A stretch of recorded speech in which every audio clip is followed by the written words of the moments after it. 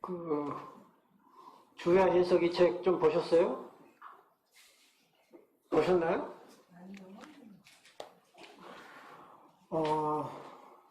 비현의 책을 보다 보면은 어려운데 자꾸 보다 보면 또 눈에 들어와요. 조금씩. 그러니까 이제 어려운 책들을 처음부터 다 이해하려고 그러지 말고 이해되는 범위 내에서 또 있고 그 다음에 또 생각나면 또 있고 이제 융책도 그래 어렵잖아요. 근데 언젠가는 눈에 들어올 때가 있어요. 자연스럽게 들어올 때가 있어요. 그래서 그럴 때를 생각해서 여러분들이 조금씩 보면 될 겁니다. 오늘은 이제 4장부터 할 차례죠. 그죠? 자, 자료집을 보면은 우선 자료집에 대해서 먼저 요약된 부분을 먼저 읽고 그 다음에 이제 공부를 해 보겠는데요. 4장의 제목이 뭐죠? 기억과 욕망의 불투명성. 기억과 욕망에 우리는 많은 걸 의지하잖아요. 옛날의 기억. 여기 기억은 단순히 우리가 기억하는 것을 의미하는 게 아니라 비유는 늘 그 지식, 우리가 쌓은 지식, 또 예전에 쌓은 이런 선입견, 이런 것까지 다 포함하는 거죠. 분명하지 않다는 거죠, 다. 그래서 이제 그 감각인상으로 이루어져 있는 기억과 욕망은 O에 대한 신앙, F를, 능력을 저하시킨다. 앞으로 비혼의 책을 읽다 보면은 그 자주 나오는 용어가 감각인상이라는 용어가 참 많이 나와요. 그 감각인상에 대조적으로 쓰이는 말이 뭐죠? 감정이에요. 정감. 정서적 인상이죠. 그러니까 정서적 인상에 대조되는 말이다 생각하면 돼요. 감각인상은. 그러니까 감각적인 경험인 거죠. 그러니까 거기에 무슨 뭐 정감이 있거나 어떤 그 내가 느낌이 개조된 것이 아닌 물 자체로 그냥 느끼는 그런 거예요. 감각인상으로 이루어져 있습니다. 기억과 욕망은. 왜냐하면은 어떤 예를 들어서 내가 누구한테 한 대 맞은 생각이 난다거나 아니면은 누구한테 욕 얻어먹는 생각이 나면은 그때 거기에 대한 장면이 시각적으로 기억만 되는 거지 왜 그랬을까? 거기에 대한 자기 평가라든가 이런 고유한 생각이 비판의식이 없고 평가가 전혀 없는 그런 이제 시각적인 것으로만 이해를 하는 거예요. 감각적으로만.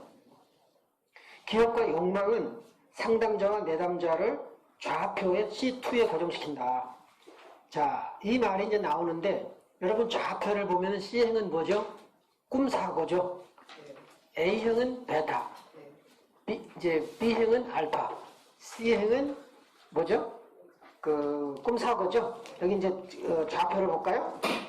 그래서 이제 C행은 꿈사고, 그 다음에 D가 이제 전 개념화가 되고 E가 개념화, 그리고 F가 개념, G가 과학적 연역체계, H가 대수적인 방법이다. 가로열은 뭐예요? 가로열은 그 사고가 어떻게 사용되는지를 보여주고 세로는 사고가 어떻게 발달한 그 발달 단계를 보여준다고 그랬잖아요. 그래서 가로로 보면은 1열은 정의적 가설, 2열은 뭐죠? 푸시라고도 하죠. 그 다음에 3열은 기재나 표기, 4열은 어텐션, 주의, 5열은 인코리, 탐구, 6열은 행동, 일종의 행동하죠.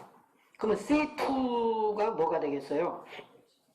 C2는 C행이면서 거짓이라는 거죠. 기억과 욕망은 대부분 거짓으로 이제 판명이 된다는 거죠. 대부분 기억에서 나온 것들은 대부분 이제 C2에 고정시켜서 C3로 이동을 못하게 방해한다는 거죠. 한번 이렇다라고 고정시켜 놔버리면 그렇잖아요. 우리가 저 사람 나쁜 사람 이렇게 고정시켜 놓으면 좋은 사람으로 바꾸기가 너무 힘들죠. 그러니까 이제 대부분 기억이나 욕망에서 이렇게 나온 것들은 거기에 멈춰버리게 만드는 효과가 있는 거죠. 그래서 가능한 한 기억하지 마라. 근데 이제 바바라 설리반은 이 기억도 기억을 해야 할 기억이 있다 그런 얘기를 해요. 그러니까 어떤 지식이라든가 이론이라든가 뭐 이제 감각적인 기억은 이제 오히려 방해가 되지만은 정감적인 기억이 있잖아요. 예를 들어서 내담자랑 상담을 넣었던 부분이 아주 정말 슬펐고 둘이 나눈 끈끈한 어떤 그 이론이라든가 가식이 있지 않는 그런 순수한 정감의 그 경험이 있죠. 이런 기억까지 다 없애라는 건 아니다. 그런 얘기를 해요.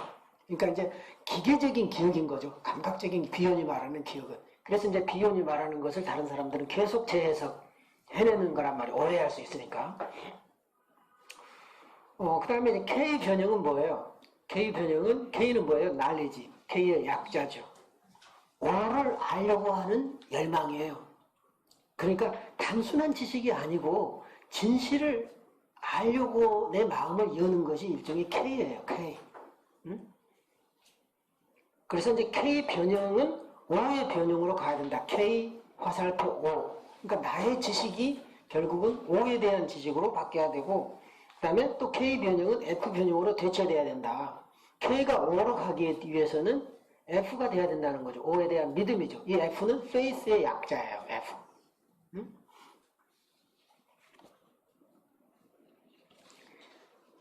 자, 그러면 이제 65페이지로 가볼까요? 65쪽. 기억과 욕망의 불투명성 4장에서 보면 넷째 줄에 보면은 기억과 욕구는 욕구를 욕망으로도 이제 번역을 했죠. 같은 사물의 다른 얼굴입니다. 사물이라고 한 것에 유의하기 바랍니다. 같은 사물, 어쩌면 인격체로 다가오는 게 아니죠. 사물처럼 감각적인 거라는 거예요. 기억하고 욕망은. 이거를 해석해내지 않으면 무슨 말인지를 몰라요. 그러니까 기억과 욕구라고 하는 것은 인격적 대상이 아닌 사물과 같은 거예요. 그래서 그 사물에는 어떤 정감도 없어요. 그래서 이제 그 같은 사물의 다른 얼굴이다. 기억이나 욕망이나 같은 거라는 거죠. 둘 다 무엇을 바탕으로 했습니까? 감각, 인상을 바탕으로 해요. 어떤 정감을 바탕으로 하는 것이 아니라 감각, 인상을 바탕으로 한 요인들로 이루어져 있으며 즉각적인 감각적 만족이 결여된 상태다. 기억한다라고 하는 것은 욕망이 있다라고 하는 것은 결핍에서 오잖아요. 그렇죠? 그러니까 그것이 없음에서 오는 거죠. 없기 때문에 기억하는 거예요. 결핍에서 오는 거예요. 그래서 만족이 결여된 상태다. 기억은 일종의 컨테이너로서 오감을 통해 지각한 온갖 종류의 대상들을 담고 있습니다. 일종의 기억이라고 하는 것도 담는 것인데 감각자료를 담아요. 응? 감각자료를 담아놓는 거죠. 그리고 그것이 이제 나중에는 사고를 또 지배하게 되고 일종의 컴플렉스처럼. 그 다음에 욕망은 감각적 만족을 주는 대상들의 연합입니다. 우리의 욕망을 보면은 대체로 보면은요 감각적인 거예요. 벤츠를 사야지. 세상에서 제일 멋있는 남자랑 결혼해야지. 우리 남편 왜 백마 타고 오는 남자가 아닐까. 다 감각적인 거예요. 그 안에 있는 내면의 진실을 보려고 하지 않습니다. 그걸 거부해버려요. 그래서 욕망으로밖에 안 남아요. 근데 이제 그런 속 내면으로 들어갈수록 우리의 욕망은 걸러지죠. 그래서 욕망은 어찌 보면은 어떤 우리를 살리는 살아있는 희망으로 바뀌어야 되잖아요. 그렇죠? 근데 그 욕망으로 남았다라고 하는 것은 우리가 그리는 감각적인 상태에서 머물러 버리죠. 그것이 인격화되지 않는다는 겁니다. 그래서 정신분석가가 이런 기억과 감각적인 거, 기억하고 욕망에 집착할수록 기억과 욕구를 수용하는 능력은 향상되죠. 계속 거기에 매달리니까 더 기억하려고 그러고 이제 향상돼요. 욕망도 더 키워가고 이제 막 그렇죠. 그렇지만 F 능력은 저하된다. F 능력은 뭐죠? O에 대한 신앙이에요. O를 영접하고 O와 하나 되려고 하는 것은 자꾸 멀어진다. 진실과는 거리가 자꾸 멀어진다는 겁니다. 그러니까 여러분들이 이제 그 정신분석 공부를 하고 이제 융을 공부하고 비운을 공부하는 건 참 좋아요. 그런데 여러분들 스트레스를 많이 느끼죠? 왜 스트레스를 느낄까요? 욕망이 작용하니까 그래요. 왜 즐기지 못합니까? 욕망을 불어넣으니까 그래요. 내가 해가지고 뭐 한 끼 해야지. 그리고 내가 정신분석 좀 안단 소리? 좀 들어야지. 이거 몇 년 공부했는데 아는 게 없으니 이거 어떡하냐. 이런 그 욕망이 자꾸 지배를 하니까 계속 스트레스를 받는 겁니다. 편안하게 읽다가 안 들어오면 그냥 넘어가세요. 건너뛰고 언젠가는 또 보면 오겠지. 그리고 또 모르면 모르고 뭐 그거 하나 알고 더 안다고 그래서 뭐 세상 뒤집어지나요? 다 이런 것들은 부수적인 것들이죠. 그렇죠? 우리 선생님 나 보는데 좀 힘들게 하다 내가 이리 가줄까요?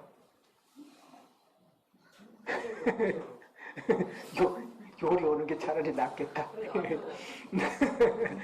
그래서 나를 보기 위해서 상당히 노력해가지고 그러니까 이리 가도 안 되고 그러니까 나를 자꾸 피해가는 것 같아. 요리 오면 저리 도망가고 요리 오면 요리 도망가고.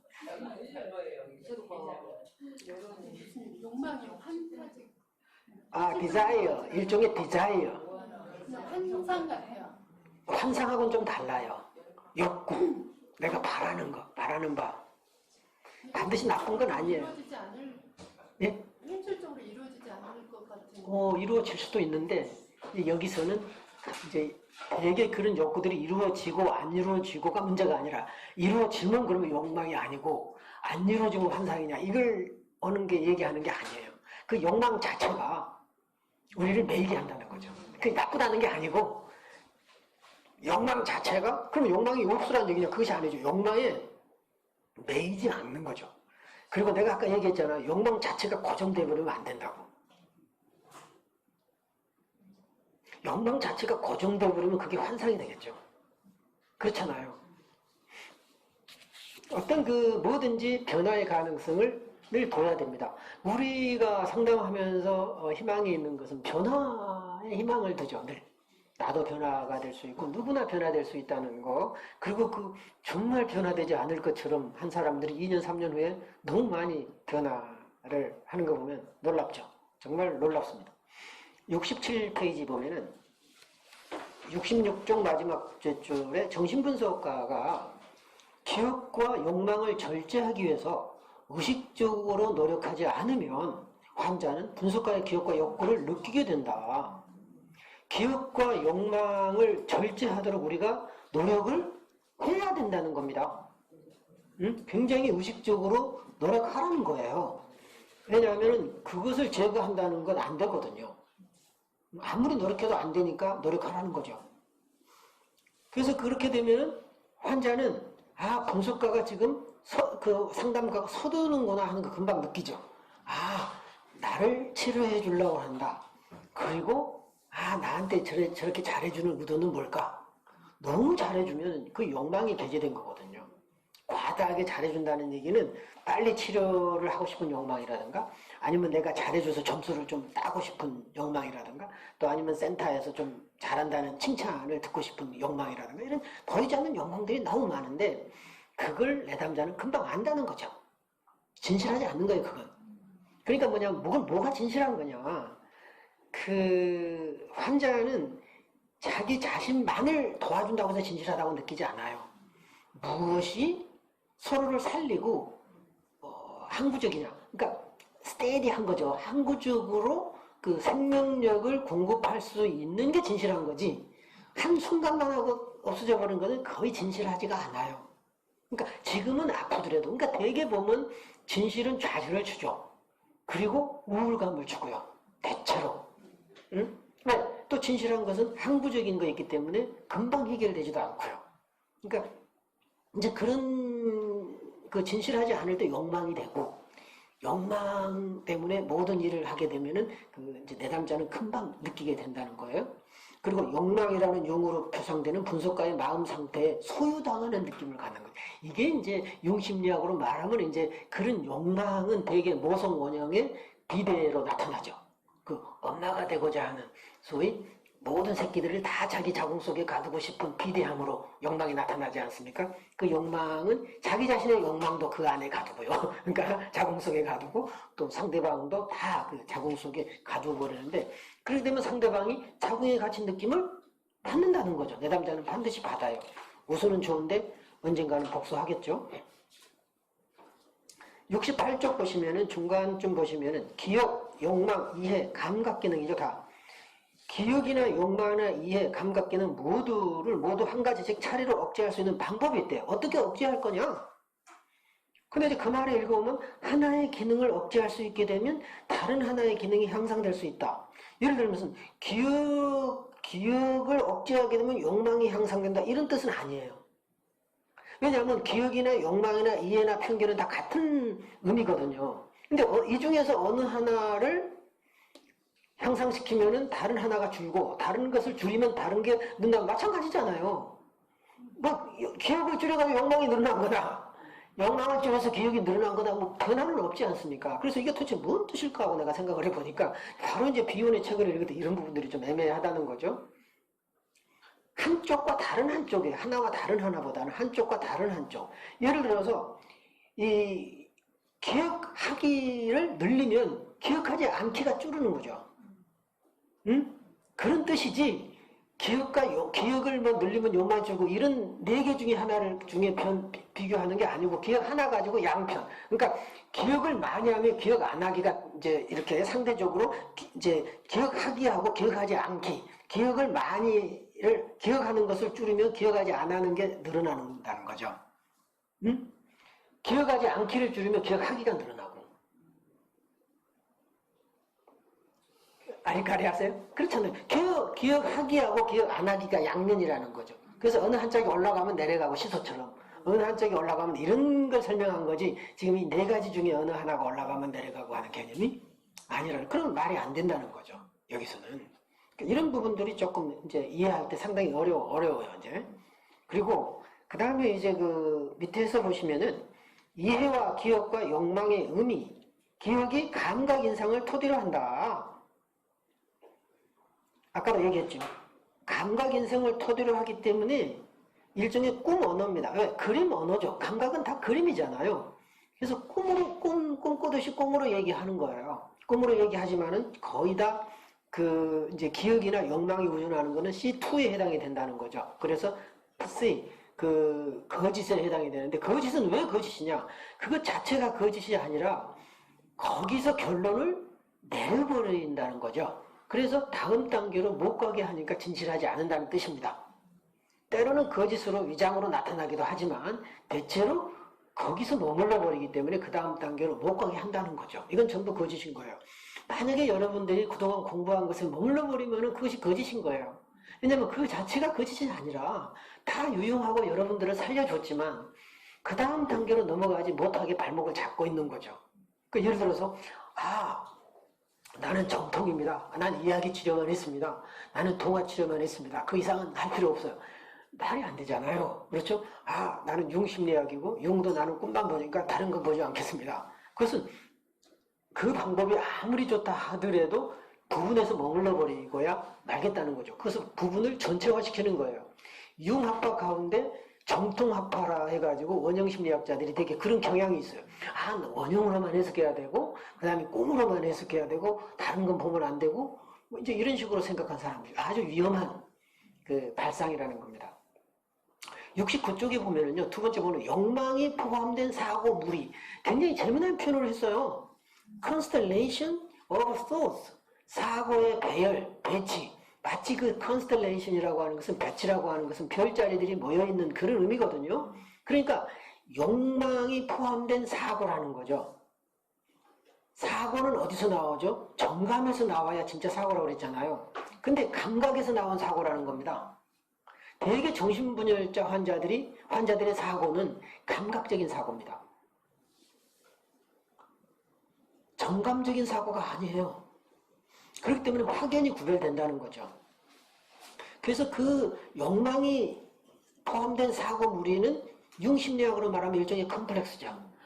우리 엄마는 이렇게 해서 나쁘게 말했어. 그러니까 엄마는 이런 사람이라고 이제 이론적인 이제 자꾸 증거를 대지 않습니까? 바로 그런 거예요, 일종의. 그래서 그 욕망이 포함된 사고 무리는 불만, 후회, 자괴감 등의 감정과 연결되면 이제 그것이 이제 일종의 나쁜 감정. 욕망에다가 내가 갖다 붙인 사고에다가 이제 나쁜 감정들이죠. 불만이나 후회나 자괴감 등의 감정과 연결되면 정신분석가는 그 욕망이 기억을 지배하게 돼버린다는 거죠. 이거는 이런 거야. 나한테 이런 영향이 있어. 이건 이렇게 좋을 거야. 응? 그러면서 자기 위주로 이제 그 생각 안에 갖춰지게 되는 거죠. 일종의 그게 이제 융심리학적으로 말하면 컴플렉스인 거예요. 그게. 그래서 그 욕망이 기억을 지배하거나 소유하는 경우다. 그래서 이제 그 밑에 쭉 보면 관찰에 오류가 있으면 올바른 해석이 나올 수가 없습니다. 관찰은 순수해야 되는데 관찰은 현상학적이라야 되는 거죠. 자, 이론적인 관찰이라든가 내가 전례에 의해서 관찰이 이루어지면 안 돼요. 예를 들어서 상담을 할 때 그 원가족에 대해서 상담을 했잖아요. 엄마, 아버지가 어땠고 뭐 이런 얘기 했어요. 그러면은 그 다음에 이제 예를 들어서 내 동생하고 무슨 관계를 얘기했는데 이제 엄마, 아버지가 이랬으니까 동생하고도 관계도 이럴 거다라는 추론을 하지 말라는 거죠.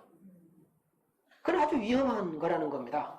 그러니까 이 관찰이라고 하는 거는 거기에서 지금 여기서 경험되어진 것들, 정감적으로 경험되어진 것을 기초로 해야지 이 전번 데이터를 기준으로 추론한다거나 아니면은 이것이 뭐 그 정신분석의 오이디푸스 컴플렉스니까 이렇게 해서 될 거다 이런 얘기는 하지 말라는 거죠.